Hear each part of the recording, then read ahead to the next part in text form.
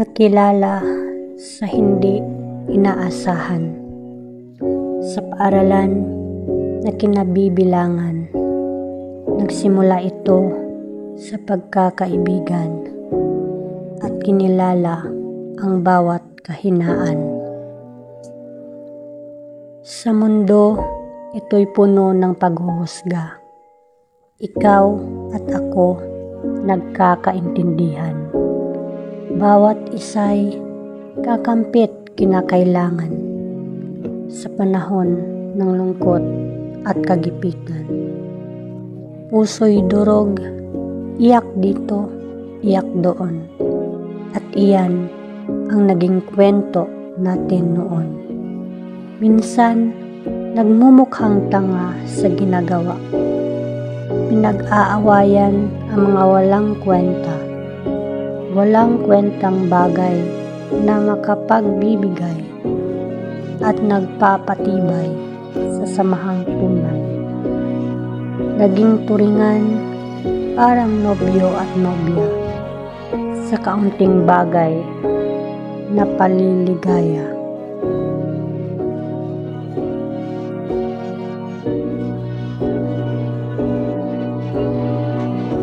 Bakit ika'y unti-unting nagbabago? Noong ikaw ay may nakilalang bago. Turingan ay para bang unting nagbago at pagkakaibigan ay naging malabo. Dati, ikaw at ako magkakasama. Lalo na't ikaw at ako ay may problema. Bakit ngayon iba ang kinakasama? Unti-unti muna nakakalimutan. Pagkakaibigan tuluyan ng lumabo. Samahang binuo at sabay nangako. Walang iwanan kahit mundo'y gumuho. Pero lahat ng to sa iba mo na binuo. At isang araw, lumapit ka sa akin. Kinabahan, namutla, ika'y harapin.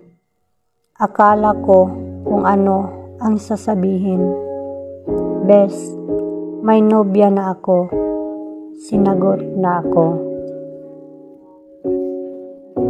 Nakayuko at hindi makasalita. Nanlamig at tila mundo ay tumigil. Luhay pumapatak habang nakikinig at boses nanginginig dahil sa sakit. Sakit na hindi maipapaliwanag. Ang nararamdamang hindi naging dapat. Naramdamang mali at di maaari. Ang mahalin ka ay isang kamalian. Pagmamahal na matagal nang tinago, nagdulot ng matinding pagkakabigo. Noong nalaman mo ang katotohanan at ikaw ay tuluyan ng lumayo.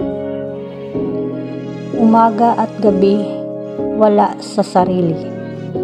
Iyak dito, iyak doon, di mawari. Sana di sinabi kung ganito ang mangyayari. Puso'y nagiging wasak sa pangyayari. Pangyayari na hindi dapat nangyari. Pagkakaibigan, hindi na nanatili.